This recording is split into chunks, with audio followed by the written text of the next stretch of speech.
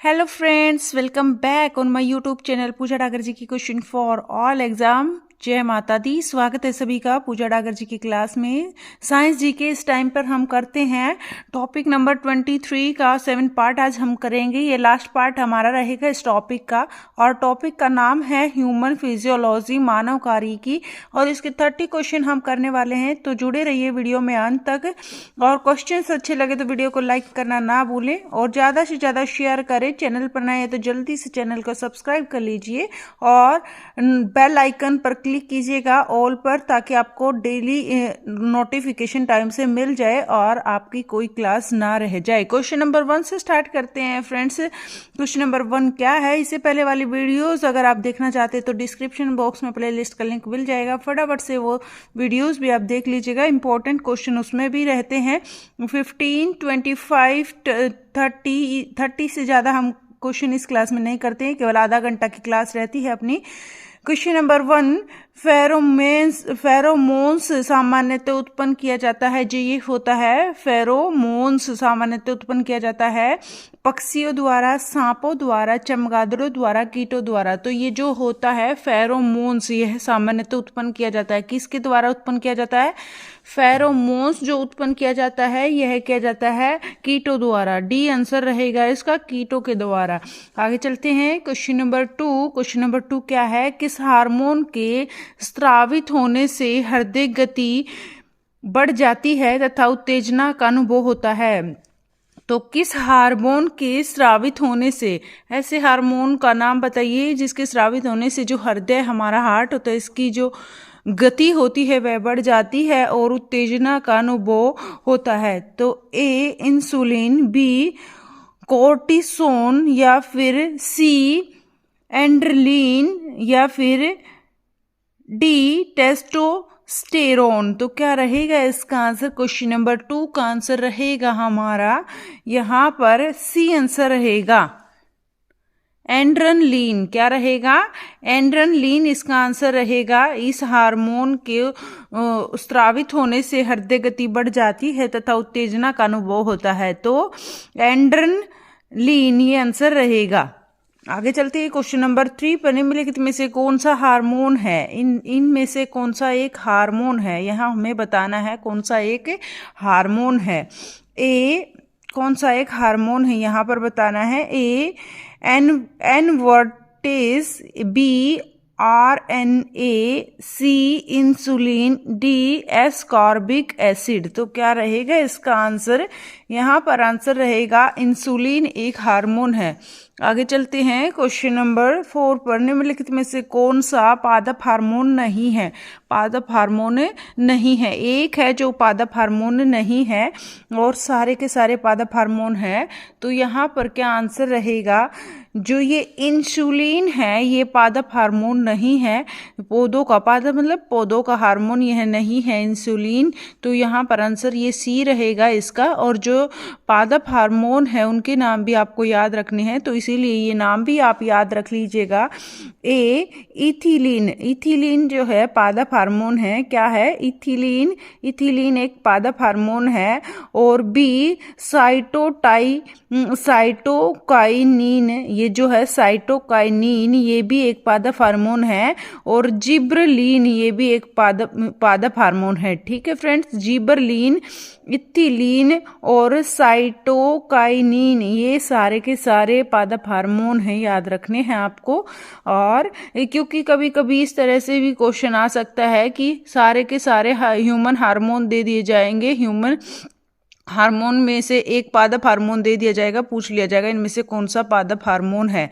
तो इसीलिए ये आपको नाम याद रखने हैं। इथिलीन पादप हार्मोन है, साइटोकाइनिन भी पादप हार्मोन है, और जिब्रेलिन भी पादप हार्मोन है। आगे चलते हैं क्वेश्चन नंबर 5 पर। क्वेश्चन नंबर 5 क्या है?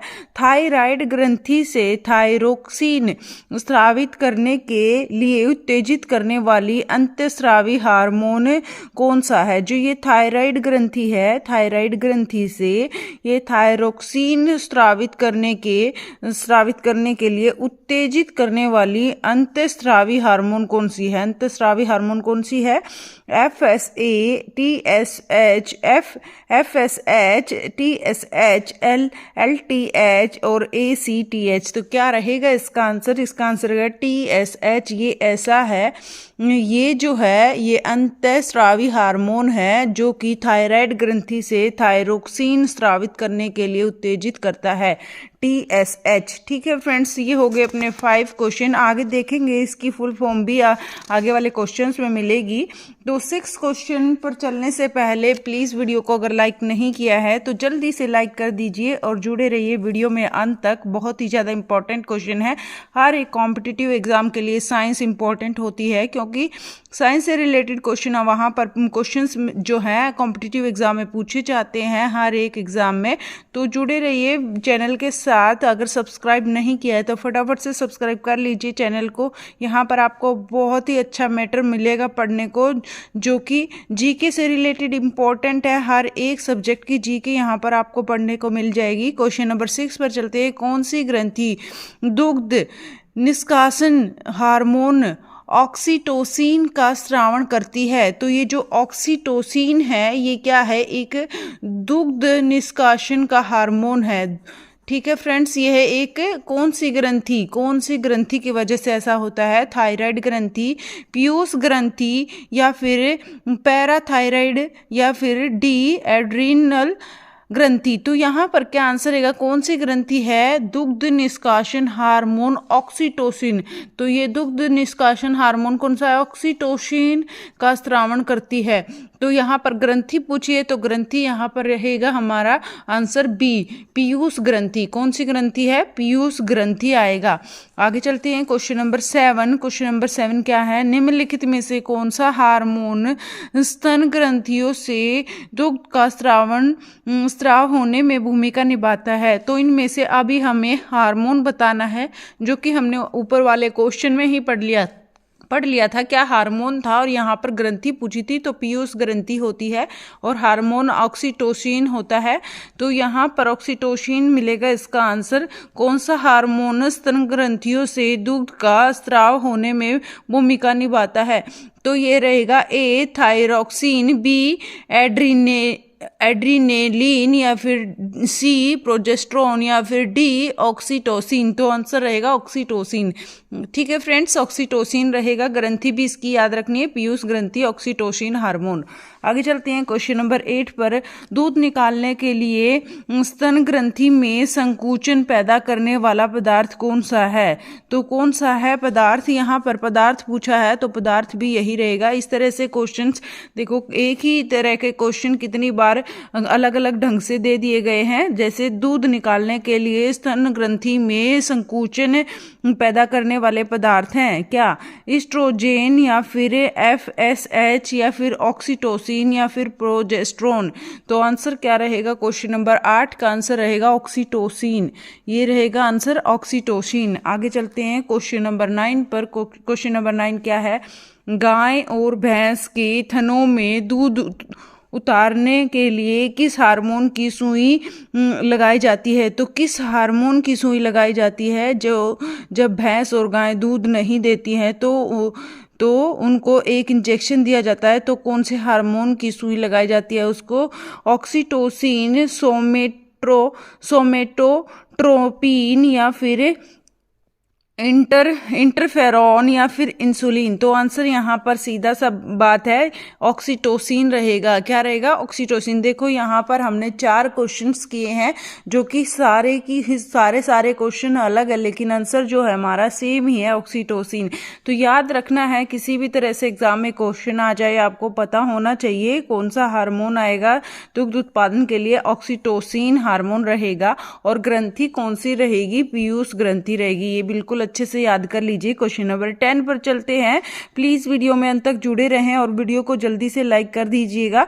क्वेश्चन नंबर 10 क्या है? इंसुलिन में निम्नलिखित में से कौन सा धातु मौजूद है? जो इंसुलिन है इसमें हमें धातु कौन सा मौजूद है ये बताना है। तांबा है, जस्ता है, टीन है, एल्यूमिनियम है। तो कौन सा यहाँ पर धातु मौजूद है इंसुलिन में? तो इंसुलिन में जो धातु मौजूद है वो है जस्ता। क्या है, वो है जस्ता। ठीक है फ्रेंड्स, बी आंसर रहेगा, जस्ता है। आगे चलते हैं क्वेश्चन नंबर 11 पर। क्वेश्चन नंबर 11 क्या है, यहाँ पर कौन से परिवर्तन में एंजाइम ट्रिप्सिन उत्प्रेरक का कार्य करता है? कौन से परिवर्तन में एंजाइम ट्रिप्सिन उत्प्रेरक का कार्य करता है? प्रोटीन के पेप्टाइड में, प्रोटीन को पेप्टोन में, या प्रोटीन को अमीनो में, या फिर स्टार्च को ग्लूकोज में। तो यहाँ पर क्या आंसर रहेगा क्वेश्चन नंबर 11 का? क्वेश्चन नंबर 11 का आंसर रहेगा प्रोटीन को अमीनो अम्ल में। ये आंसर रहेगा सी। तो कौन से परिवर्तन में एंजाइम ट्रिप्सिन उत्प्रेरक का कार्य करता है? कौन से परिवर्तन में एंजाइम जो होता है वो ट्रिप्सिन उत्प्रेरक का कार्य करता है? तो प्रोटीन को अमीनो अम्ल में यह जो होता है ये एंजाइम ट्रिप्सिन उत्प्रेरक का कार्य करता है, प्रोटीन को अमीनो अम्ल में। आगे चलते हैं क्वेश्चन नंबर 12 पर। आयोडीन युक्त हार्मोन थायरोक्सिन है, जो आयोडीन युक्त हार्मोन है, आयोडीन युक्त हार्मोन है वो थायरोक्सिन है। क्या है? एक अमीनो अम्ल है, या एक शर्करा है, या एक एस्टर है, या एक पेप्टाइड है? तो यहाँ पर आयोडीन युक्त हार्मोन थायरोक्सिन है। क्या है? एक। क्वेश्चन नंबर 12 का आंसर रहेगा एक अमीनो अम्ल है, यह एक अमीनो अम्ल है। क्या है? यह एक अमीनो अम्ल है। याद रखना, आयोडीन युक्त हार्मोन थायरोक्सिन जो है यह अमीनो अम्ल है। आगे चलते हैं क्वेश्चन नंबर 13 पर। आयोडीन युक्त हार्मोन है, आयोडीन युक्त हार्मोन है, इंसुलिन है, थायरोक्सिन है, या फिर एड्रेनालिन है, या फिर टेस्टोस्टेरोन है? तो क्या रहेगा इसका आंसर? आयोडीन युक्त हार्मोन क्या है? तो यहाँ पर बी आंसर रहेगा, थायरोक्सिन है। क्या है? एक आयोडीन युक्त हार्मोन है, एक थायरोक्सिन। आगे चलते हैं क्वेश्चन नंबर 14। निम्नलिखित में से कौन सी अंतःस्रावी ग्रंथि आकस्मिक घटनाओं से, जो अचानक से घटनाएं हो जाती हैं, से निपटने के लिए हार्मोन उत्पन्न करती है? तो निम्नलिखित में से कौन सी ऐसी ग्रंथि है, अंतःस्रावी ग्रंथि है, जो कि आकस्मिक घटनाएं, अचानक से जो घटनाएं घट जाती से निपटने के लिए हार्मोन उत्पन्न करती है? तो ये है पैक्रियाज, या फिर एड्रेनल मेडुला, या फिर थायराइड, या फिर एड्रेनल कॉर्टेक्स। तो यहाँ पर क्या आंसर रहेगा? क्वेश्चन नंबर 14 का आंसर रहेगा एड्रेनल मेडुला। ये रहेगी ऐसी, क्या है? यह एक ऐसा हार्मोन है, जब आकस्मिक घटनाएं घटती हैं, अचानक से कोई घटनाएं घटती हैं, तो उनसे निपटने के लिए ये जो हार्मोन उत्पन्न होता है एड्रेनल मेडुला इसका हार्मोन रहेगा। ठीक है फ्रेंड्स। Question number 15। निम्नलिखित में से किस अंग द्वारा इंसुलिन हार्मोन स्रावित होता है? तो किस अंग द्वारा इंसुलिन हार्मोन किस अंग द्वारा इंसुलिन हार्मोन स्रावित होता है? हृदय द्वारा, गुर्दा द्वारा, यकृत द्वारा, अग्नाशय द्वारा? तो जो ये होता है इंसुलिन हार्मोन है, यह अग्नाशय द्वारा, किसके द्वारा? डी आंसर रहेगा, अग्नाशय द्वारा स्रावित होता है। मोस्ट इंपोर्टेंट क्वेश्चन है, इंसुलिन हार्मोन किस अंग द्वारा स्रावित होता है? ये अग्नाशय द्वारा स्रावित होता है। आगे चलते हैं क्वेश्चन नंबर 16 पर। प्लीज वीडियो को जल्दी से लाइक कर दीजिए और जुड़े रहिए वीडियो में अंत तक। फटाफट से 16 क्वेश्चन देखते हैं। 30 क्वेश्चन आज की क्लास में हमने रखे हैं, तो इनको हम आधे घंटे से पहले कवर कर लेंगे। तो क्वेश्चन नंबर 16 देखते हैं। सूची 1 और सूची 2 दो दे रखी हैं। यहाँ अंतःस्रावी ग्रंथि दे रखी है और स्रावित हार्मोन दे रखे हैं। अंतःस्रावी ग्रंथि दे रखी हैं और हार्मोन दे रखे हैं। तो ये पहले से मैंने मिलान करके लिखे हैं ताकि आपको इजीली ये लर्न हो जाए, और यहाँ पर अपने 4 क्वेश्चन क्लियर हो जाते हैं। 4 क्वेश्चंस के कंसेप्ट यहाँ पर क्लियर होंगे और 4 क्वेश्चन हमारे तैयार हो जाएंगे इस एक क्वेश्चन से ही। तो जैसे कि यहाँ पर क्वेश्चन नंबर 16 का ए जो है जनन ग्रंथि है, जनन ग्रंथि में होता है प्रोजेस्ट्रोन। क्या होता है? प्रोजेस्ट्रोन होता है एक हार्मोन जो कि जनन ग्रंथि में आता है, जनन ग्रंथि के टाइम पर आता है प्रोजेस्ट्रोन हार्मोन। और जो ये पीयूष ग्रंथि है, यह पीयूष ग्रंथि है, यह वृद्ध हार्मोन को, वृद्ध हार्मोन इसमें होता है पीयूष ग्रंथि में, ठीक है, पीयूष ग्रंथि वृद्ध हार्मोन। और जो ये इंसुलिन जो होता है, यह होता है अंतस्रावी, जो इसकी ग्रंथि होती है अग्नाशय, इंसुलिन की अंतस्रावी ग्रंथि होती है अग्नाशय, ठीक है फ्रेंड्स। और कार्टिसोन, कार्टिसोन की होती है अधिवृक्क, वृक आएगा इसका आंसर, कार्टिसोन की अधिवृक्क। आई होप ये चारों क्वेश्चंस आपको समझ में आए होंगे। फटाफट से एक बार रिवाइज कर लेते हैं। जो ये अंतस्रावी ग्रंथि है, जनन ग्रंथि, ये प्रोजेस्ट्रोन इसका एक हार्मोन होता है, और पीयूष ग्रंथि का वृद्ध हार्मोन होता है, और अग्नाशय जो ग्रंथि है, अंतस्रावी ग्रंथि, इसका इंसुलिन हार्मोन होता है, और अधिवृक्क जो ग्रंथि है इसका जो है कार्टिसोन एक हार्मोन होता है। ठीक है फ्रेंड्स, आई होप ये क्वेश्चन समझ में आया होगा। 17 क्वेश्चन पर जल्दी से चलते हैं, तो जुड़े रहिए वीडियो में अंत तक। क्वेश्चन नंबर 17, गैसीय अवस्था स्थिति में पाया जाने वाला हार्मोन कौन सा होता है? जो गैसीय अवस्था में पाया जाता है, गैसीय अवस्था में पाया जाने वाला हार्मोन कौन सा होता है?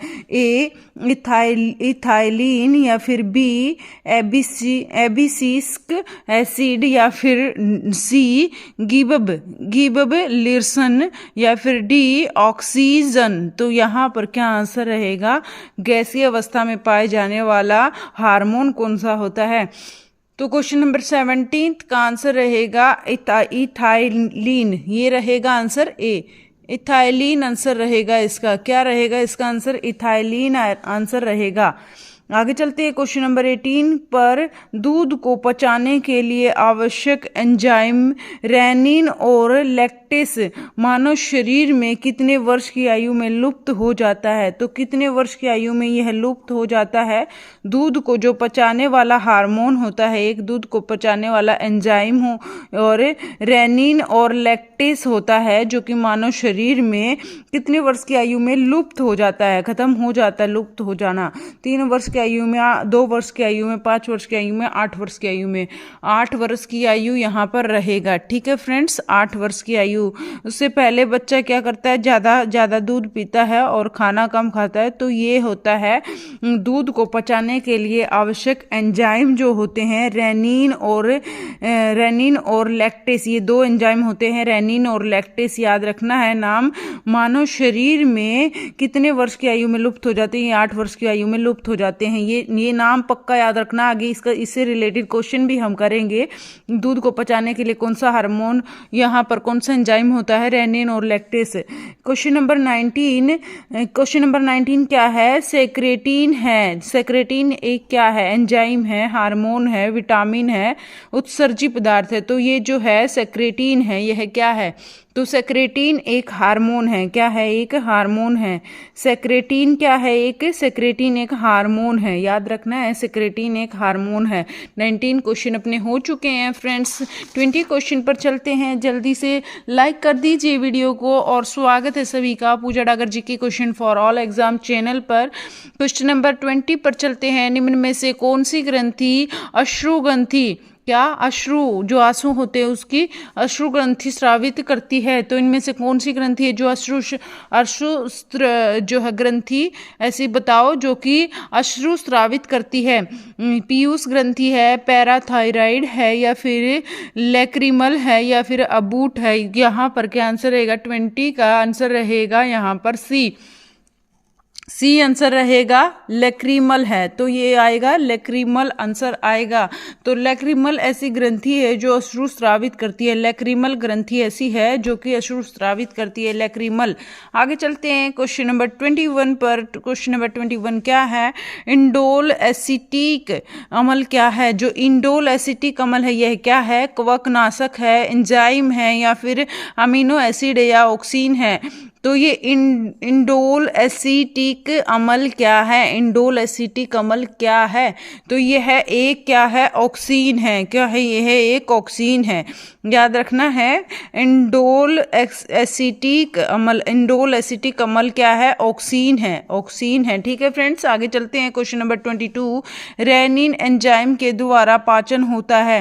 रेनिन एंजाइम के द्वारा पाचन होता है कार्बोहाइड्रेट, मिल्क, प्रोटीन और लिपिड या फिर प्रोटीन। तो ये जो रेनिन एंजाइम है किसके द्वारा पाचन होता है? तो जी ये रेनिन एंजाइम है। रेनिन जो एंजाइम है यह किसके द्वारा पाचन होता है?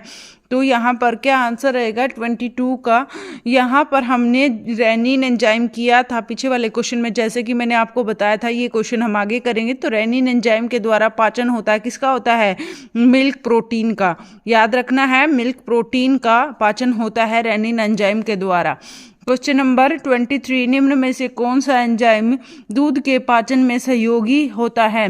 तो दूध को पचाने के लिए कौन सा एंजाइम सहयोगी होता है? हमने ये क्वेश्चन किया था, जैसे कि मैंने बताया था 8 वर्ष की आयु तक ही जो ये है दूध का पाचन अच्छे से हो सकता है। और कौन से एंजाइम करते हैं? रेनिन या पेप्सिन या फिर ट्राइप्सिन या फिर लाइपेज। तो यहाँ पर आंसर रहेगा 23 का ए आंसर रहेगा, जो ये रेनिन एंजाइम है एक जिसके द्वारा दूध का पाचन होता है। क्वेश्चन नंबर 24, इंसुलिन अंतस्रावी हार्मोन एक है। तो ये क्या है?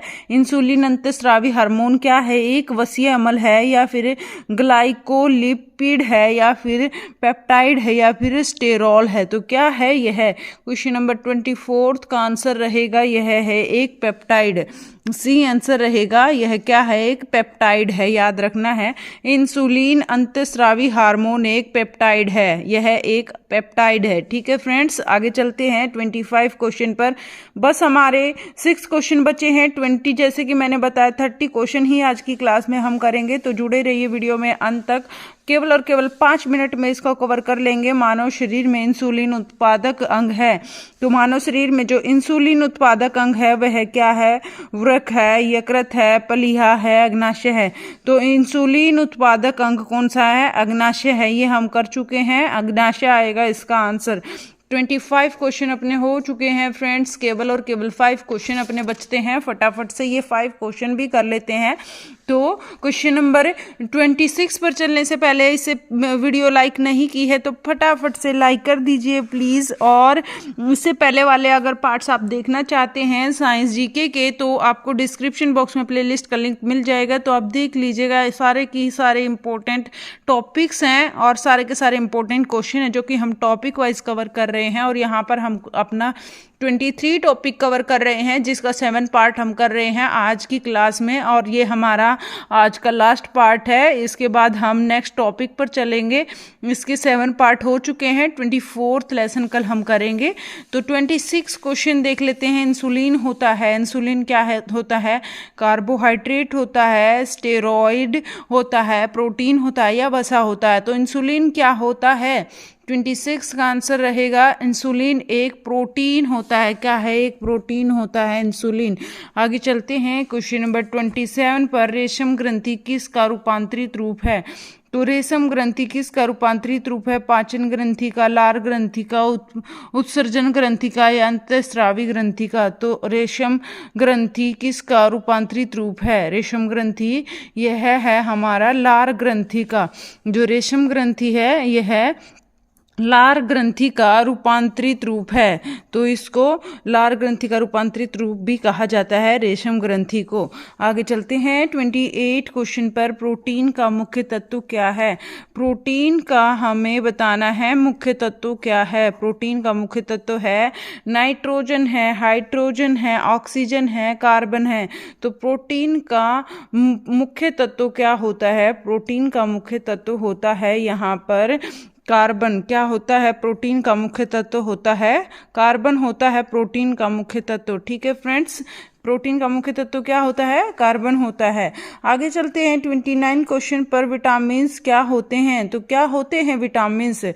ए अकार्बनिक यौगिक होते हैं, बी कार्बनिक यौगिक होते हैं, सी जीवित जीव होते हैं या उपयुक्त में से कोई नहीं होता है। तो विटामिन्स क्या होते हैं? तो विटामिन्स जो होते हैं वे होते हैं एक कार्बनिक यौगिक। प्रोटीन का मुख्य तत्व भी कार्बन होता है और विटामिन्स भी कार्बनिक यौगिक होते हैं। क्या होते हैं? कार्बनिक यौगिक होते हैं।